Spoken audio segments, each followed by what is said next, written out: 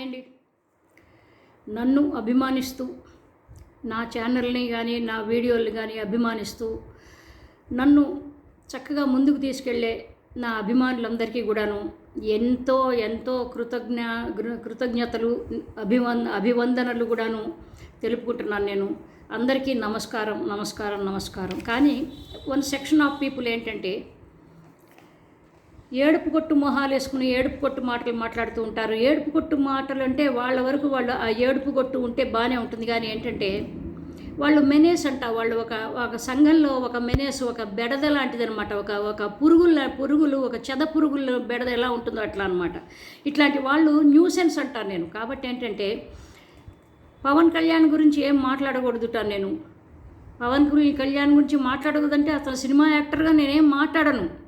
తగుదునమ్మా అంటూ రాజకీయాల్లోకి వచ్చాడు కదా, ప్రశ్నిస్తా అని ఎవరిని ప్రశ్నిస్తాడో, ఎవరిని ప్రశ్నించాలని వచ్చాడో వాళ్ళని ప్రశ్నించకుండా పనిచేసే జగన్మోహన్ రెడ్డిని పెట్టుకుని ప్రతిసారి ప్రశ్నిస్తాడు. అతను పవర్లో ఉన్న ప్రశ్నిస్తాడు, పవర్లో లేనప్పుడు ప్రశ్నిస్తాడు, సర్వకాల సర్వావస్థల యందు కూడాను ప్రశ్నిస్తూనే ఉంటాడు. మరి అంటే ఏంటంటే ఆ సినిమా డైలాగులు చెప్పి అతనికి ప్రశ్నిస్తా అనే సినిమాని రాజకీయాలు దూరిపోయాడు.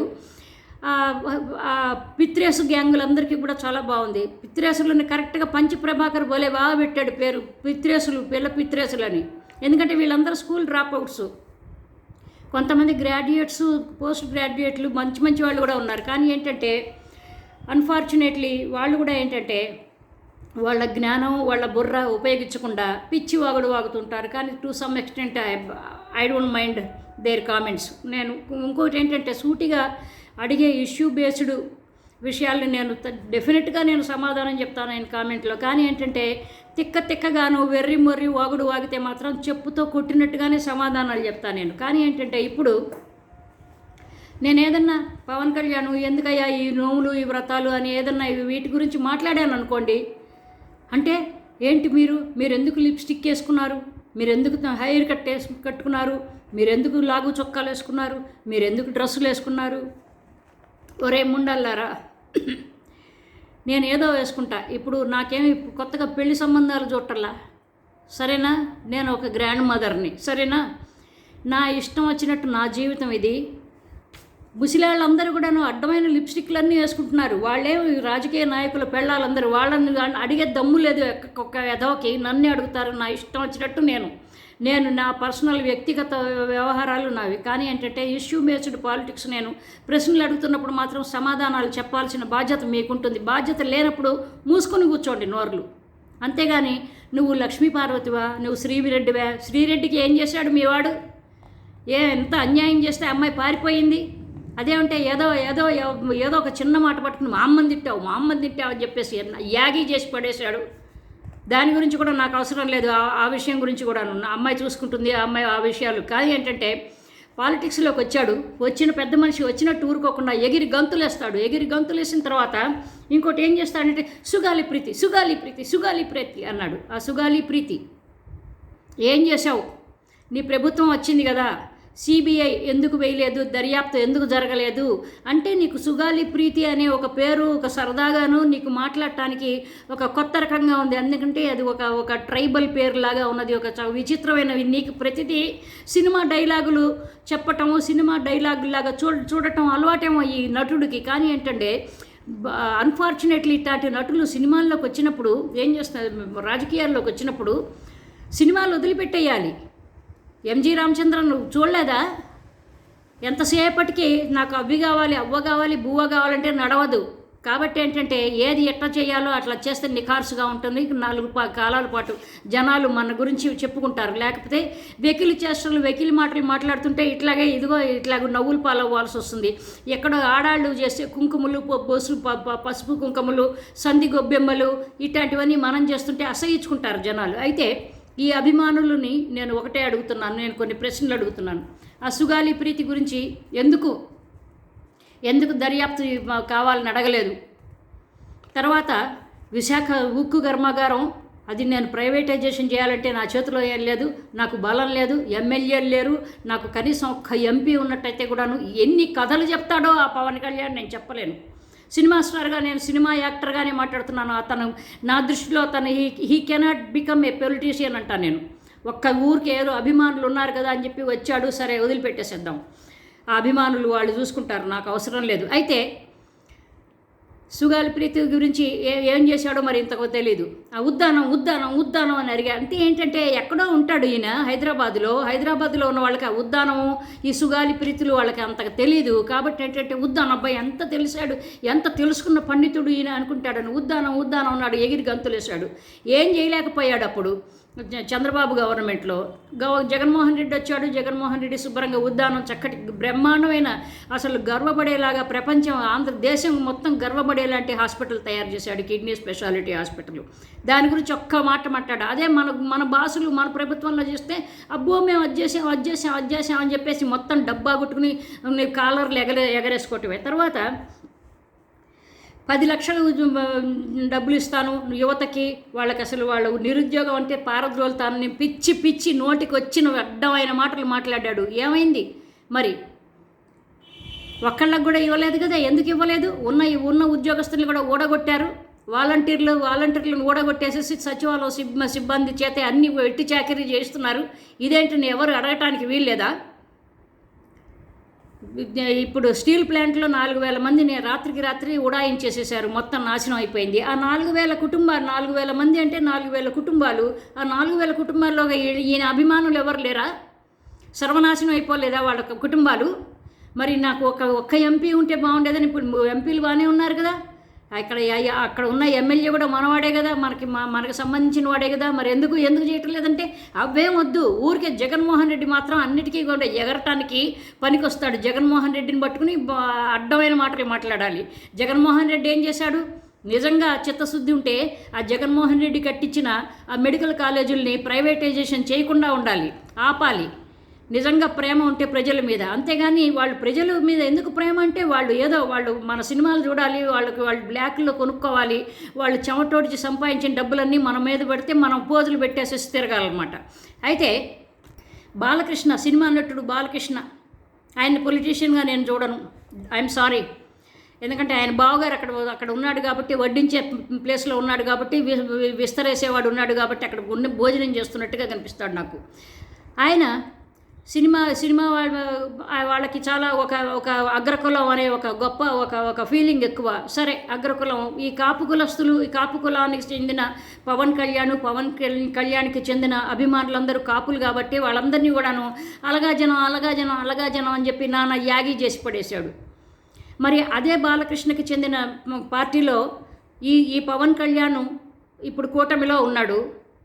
ఎందుకు సమర్థించినట్టు మరి? అంటే ఆ పార్టీ బాలకృష్ణ ఉన్న పార్టీని సమర్థిస్తే బాలకృష్ణని సమర్థించినట్టే కదా. అంటే మనం అందరం అలగా వాళ్ళమనే కదా అర్థం.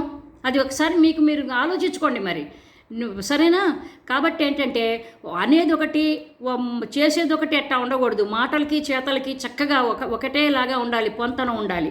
32,000 మందిని హ్యూమన్ ట్రాఫిక్లో ఆడవాళ్ళని తీసేశారు ఈ వాలంటీర్లు వీళ్ళందరి గురించి చెప్పేశారు. మొత్తం మాయమైపోయారు. నాకు నీఘా వర్గాలు అని చెప్పేసి బల్లగుద్ది మాట్లాడాడు. నిఘా అనేది పాపం ఈయనకి తెలియటల్లా. నీఘా వర్గాలంటే తప్ప దానికేదో ఒక ఒత్తు, ఒక దీర్ఘం ఇవన్నీ ఇస్తే దానికి ఏదో ఒక బలం ఉంటుంది కావాలి అని అనుకుని ఉంటాడు ఈయన గారు. అయితే మరి ఏమయ్యారు ఇప్పుడు వాళ్ళందరూ? ఏమయ్యారు మరి? గవర్నమెంట్ మనదే కదా, మోదీ గారి జేబులో మనం ఉంటాం కదా, అయితే మన జేబులో ఆయన ఉన్నాడు కదా. మరి ఎందుకు మరి దర్యాప్తు సంస్థను తీసుకొచ్చి తొందరగా వేగవంతం చేసి వాళ్ళందరూ ఎక్కడికి వెళ్ళారో ఎందుకు తీసుకురాలా? అభిమానులు మీరు చెప్పండి, మీ నాయకుడు ఎందుకు చేయలేదు ఈ పని? తర్వాత ఏదో పూజలు వ్రతాలు, ఏదో మొత్తం గుడ్డలన్నీ ఎగదీసుకుని ఎగేసుకుని మరి లుంగీలు కట్టుకుని వచ్చాడు. అంటే అక్కడ ఎవరు లుంగీలు, వాళ్ళు ఎవరు ధోతులు కట్టలేదు. ఈయనొక్కడే అక్కడ మగాడు కాబట్టి ఏంటంటే ఈ ఎగేసుకుని కట్టిన ఒక లుంగియో ధోతి కాదు, లుంగియే కట్టేసుకున్నాడు మొత్తం మోకాళ్ళ మీదకి. నిక్కర్ కొని వేసుకురావచ్చు కదా ఒక ఆరెంజ్ కెనం. మరి నువ్వు ఇట్లాంటివి సాంప్రదాయబద్ధం కాదు కదా. ఇట్లాగ నువ్వు లుంగీలు కట్టుకుని, లేకపోతే ఇట్లాంటివి వేసుకుని, లేకపోతే ఇట్లాగ ఎగేసుకుని బట్టలు గుడ్డలు కట్టుకున్న గుడ్డల్ని ఎగేసుకోరు కదా. మరి అక్కడ చుట్టుపక్కల ఉన్న వాళ్ళందరూ కూడాను బాగానే ఉన్నారు, వాళ్ళు ఎగేసుకోవాలా మరి. ఎందుకంటే మరి కడుగుతున్నాడు కదండి మెట్లు, అంటే మరి ఆ మెట్లు కడుగుతుంటే చిందులు పడతాయి కదా, వాళ్ళు కూడా తడిసిపోతారు కదా, వాళ్ళ కాళ్ళు చేతులు వాళ్ళ తొడలు కూడా. ఆలోచించండి ఎందుకు వేసుకున్నాడు అంటే ఏంటంటే హీరో అనే ధీమాయే కదా ఆయనకి. తర్వాత నేను హిందువుని అని సనాతన ధర్మాన్ని కాపాడుతాను అని చాలా ఒక కంకణం కట్టుకుని కూర్చున్నాడే. తన పిల్లలకి బాప్టిజం చేశాను రష్యాలో, నేను చాలా గొప్ప పని చేశాను, నా భార్య కూడా బాప్టిజం ఉంది, నేను కూడా చేసుకున్నాను, నా ఫ్రెండ్ ఒకటి చేయించాడు నా చేత అని చెప్పాడు. మరి అట్లాంటి వాడు సనాతన ధర్మం గురించి ఎందుకు మాట్లాడుతున్నాడు? ఈయన ఎప్పుడు హిందూ మతం తీసుకున్నాడు? తనే చెప్పాడు బాప్టిజం తీసుకున్నానని. మరి హిందూ మతం ఎప్పుడు తీసుకున్నాడు? అసలు ఎప్పుడో ఒకసారి నాకు మతం లేదు, కులం లేదు, పాడు లేదు అంటాడు. ఎందుకు ఇట్లాంటివి? జగన్మోహన్ రెడ్డిని తెల్లారులేస్తే జగన్మోహన్ రెడ్డి మీద పడి ఏడ్చే వాళ్ళకి మరి ఇవి బాగుండదు. జగన్మోహన్ రెడ్డి ఎప్పుడైనా ఇట్లా పొంతన లేని మాట్లాడా? ఒక మాటలతో ఒక డిగ్నిటీ ఉండాలి, ఒక మనిషి ప్రవర్తనలో ఒక నిఖార్సైన ఒక ప్రవర్తన ఉండాలి. అప్పుడు మనుషులు ఇస్తారు గౌరవం, లేక ఒత్తిగా ఇవ్వరు. నేను గౌరవం ఇవ్వండి, నేను కొడతాను, నేను తంతాను, నేను పీకుతాను అంటే ఎవరికి గౌరవం ఇవ్వరు. నేను ఉప్మా అంటాను అని గింజుకుని పిసుక్కుని పిండుకుని పోతున్నారు వీళ్ళందరూ. మరి ఉప ముఖ్యమంత్రిని ఉప్మా అనే అంటారు చక్కగా షార్ట్ కట్లో. మరి మీరందరూ ఎందుకంటున్నారు? ఆ అబ్బాయి పేరేంటి, అల్లు అర్జున్ పేరుండగానే బన్నీ ఎందుకంటున్నారు? మీకేం అవసరం బన్నీ అంటాం? పవన్ బాబు మీకు బాబా ఆయన ఏమన్నా? లేకపోతే మీ ఇంట్లో చంటి పిల్లాడు ఆయన? 60 ఏళ్ళు వస్తున్నాయి ఆయనకి. సరే ముద్దుగా పిలుచుకోండి, బాగానే ఉంది. అయితే రామ్ చరణ్ని చెర్రి వాళ్ళ ఇంట్లో చెర్రి అంటే మీకెందుకు? మరి మీరు అనొచ్చు కానీ బాలయ్య తాతగారు ఆయన ముసిలాడైపోయాడు, ఆయన పెద్దవాడైపోయాడు, ఆయన పట్టుకుని బాలయ్య ఏంటి, బాలకృష్ణ అనాలి. ఇవన్నీ మీరు అనొచ్చు కానీ మేము అనకూడదు ఉప్మా అని. నాకు ఈ సమాధానాలు కావాలి. మీరందరూ పిచ్చి వెకిలి మాటలు, నోటికి ఏది పడితే అది వచ్చి మాట్లాడటము, లేకపోతే ఏది పడితే అది రాయటం కాదు కావాల్సింది. నాకు సమాధానాలు కావాలి. మీరు ఏం చెప్తే అది వినాలి మేమందరం. అంటే మీలాగా అభిమానులు లాంటి వాళ్ళం కాదు. మేము చాలా జీవితం చూసాం, చాలామందిని చూసాం. సినిమా ఒక్కటే లోకం కాదు, సినిమా ఒక్కటే జీవితం కాదు. కాబట్టి ఏంటంటే ఇట్లాంటివన్నీ కూడా అడ్డమైన మాటలు మాట్లాడే వాళ్ళకి అడ్డమైన సమాధానం. ఒక ఇష్యూ బేస్డ్గా నన్ను అడిగితే నేను డెఫినెట్గా నా కామెంట్లో వాటిని నేను స్పందిస్తూనే ఉంటాను డెఫినెట్గా. ఎందుకంటే నాకు ఇష్టం మనుషులతో నాకు కమ్యూనికేట్ చేయటం ఇష్టం.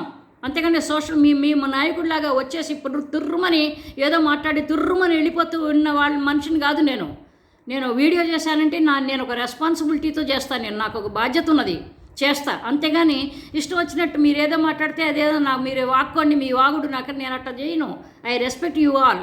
అర్థమైందా? అంతేగాని ఏదో మాట్లాడేసేసాము మనకెందుకని దులుపు వేసుకునే రస్తాన్ని కాదు నేను. కాబట్టి మీరందరూ ఆలోచించుకోండి. నేను అడిగిన ప్రశ్నలు ప్రతి దానికి ఆలోచించుకుని చక్కగా సమాధానాలు చెప్పండి. లేకపోతే మాత్రం నాకు పిచ్చి కామెంట్లు చేయొద్దు. పిచ్చి కామెంట్లు చేస్తే నేను అదే టైప్లో సమాధానం చేస్తా.